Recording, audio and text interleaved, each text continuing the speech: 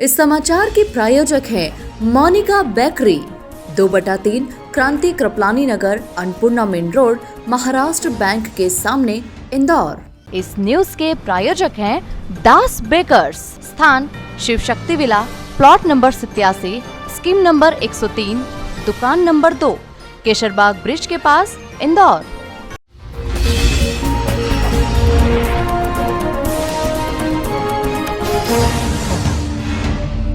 आगामी 17 नवंबर को होने वाले विधानसभा चुनाव को लेकर भाजपा और कांग्रेस के नेताओं में जुबानी जंग जारी है, जहां इंदौर के मेयर पुष्यमित्र भार्गव और अन्य नेताओं ने रेसकोर्स रोड स्थित भाजपा के मीडिया सेंटर पर एक प्रेस वार्ता ली, जहां उन्होंने कांग्रेस के पूर्व मंत्री और राव के कांग्रेस प्रत्याशी जीतू पटवारी के एक बयान को लेकर आपत्ति जताई और कहा कि जीतू पटवारी नफराती हिंदू नहीं होने की बात करते हैं। वहीं पुष्यमित्र भार्गव ने कहा कि जीतू पटवारी का चुनाव हारना और उन्हें इस चुनाव में हराना बहुत आवश्यक है।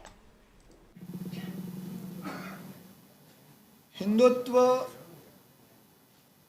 ये एक भाव है और ये हमारा इतिहास रहा है कि हिंदुओं ने कभी किसी दुनिया के देश पर आक्रमण नहीं किया, कभी नफरत फैलाने का काम नहीं किया। दुनिया में यदि शांति, भाईचारा, सौहार्द स्थापित करने का काम और प्रयास हुआ तो वो हिंदुत्व के भाव से हुआ। लेकिन दुख इस बात का है कि कांग्रेस का केंद्रीय नेतृत्व, चाहे सोनिया गांधी हो, राहुल गांधी हो, कमलनाथ जी हो, दिग्विजय सिंह जी हो, केवल और केवल जाति के आधार पर, धर्म के आधार पर चुनावी लाभ लेने के लिए, नफरत फैलाने के लिए लोगों को बांटने का काम कर रहे हैं। जहां एक और कांग्रेस अपनी वर्किंग कमेटी में हमास पर हुए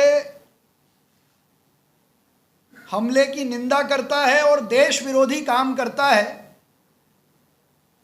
वहीं इंदौर के राऊ विधानसभा के प्रत्याशी,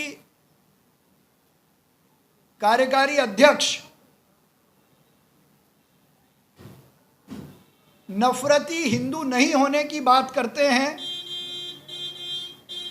मुझे ऐसा लगता है ये भारत की राजनीति में केवल और केवल चुनाव का लाभ लेने के उद्देश्य से दिया गया घोर आपत्तिजनक और निंदनीय बयान है।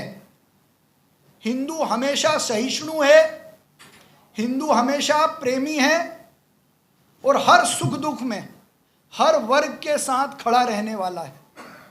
हिंदू हिंदू है। केवल चुनावी लाभ लेने के लिए जीतू पटवारी जी नफरती हिंदू की नई संज्ञा लेकर आए हैं। ये उसी कांग्रेस के कार्यकर्ता हैं जिसने एक बार भगवा आतंकवाद को जन्म देने का प्रयास किया था।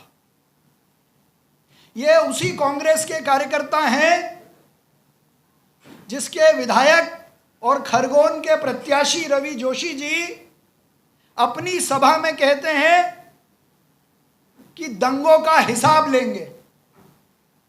मैं प्रदेश के कांग्रेस के नेतृत्व से और राष्ट्रीय नेतृत्व से आपके माध्यम से ये पूछना चाहता हूं कि दंगों में किससे हिसाब लेने की बात हो रही है।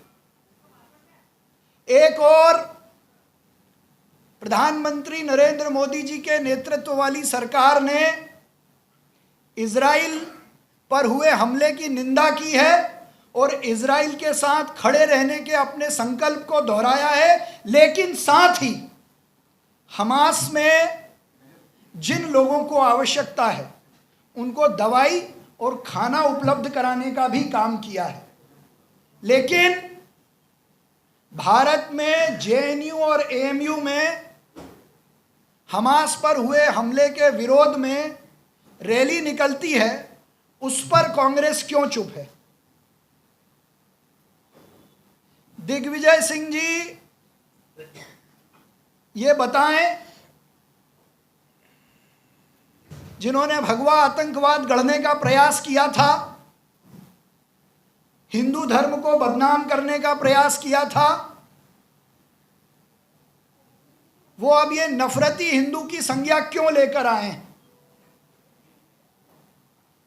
केवल चुनाव के लिए हिंदू धर्म को, हिंदू समाज के लोगों को बांटने का ये कुत्सित प्रयास भारतीय जनता पार्टी बिल्कुल सहन नहीं करेगी। कांग्रेस का शीर्ष नेतृत्व इस बात का जवाब दे कि बटाला हाउस कांड पर आंसू बहाने वाले लोग केरल में अभी हुए हमले पर चुप क्यों हैं? जीतू पटवारी जी ये बताएं कि ये भ्रम की राजनीति अब नफरत की राजनीति की तरफ क्यों बदल रहे हैं?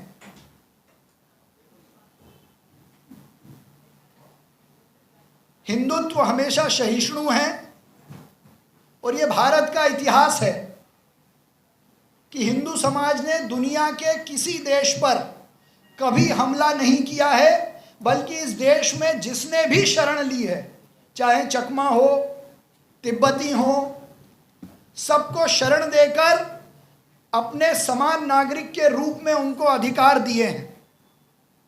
ऐसे में जीतू पटवारी जी का ये बयान घोर आपत्तिजनक है, घोर निंदनीय है, समाज को बांटने वाला है।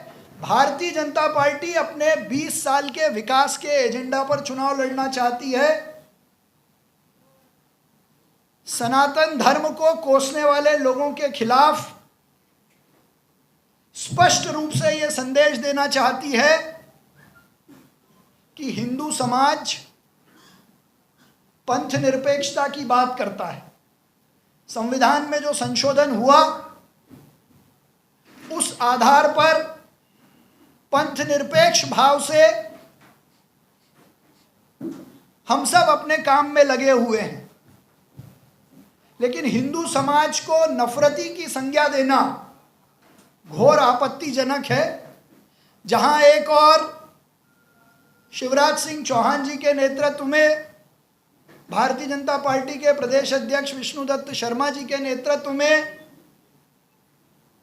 माननीय नरेंद्र सिंह तोमर जी के नेतृत्व में विकास के एजेंडे पर, उस एजेंडे पर जिसने मध्य प्रदेश को देश का सबसे स्वच्छ प्रदेश बनाया।